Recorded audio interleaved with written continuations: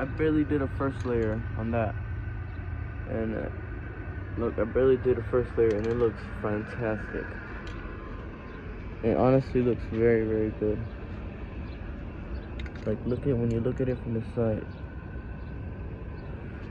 because this was me using the 2X gloss white spray paint, and when you look at it from the side, you can see it's like, when you look at it from the side, you can see how it's like, see how it has all those like white spots, all those like white spots.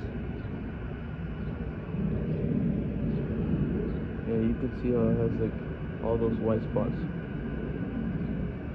But then when I spray this, look at this.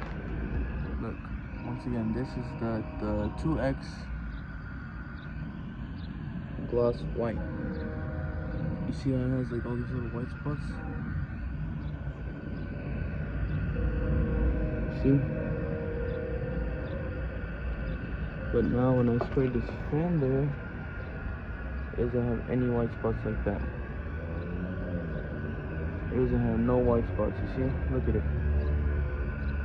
It looks really good. Look at it. It's shiny. It's actually shinier than the other one. So look at it. It looks really good. The paint sits on there. Pretty nice. See what I'm saying? Look at it. Look at how it looks.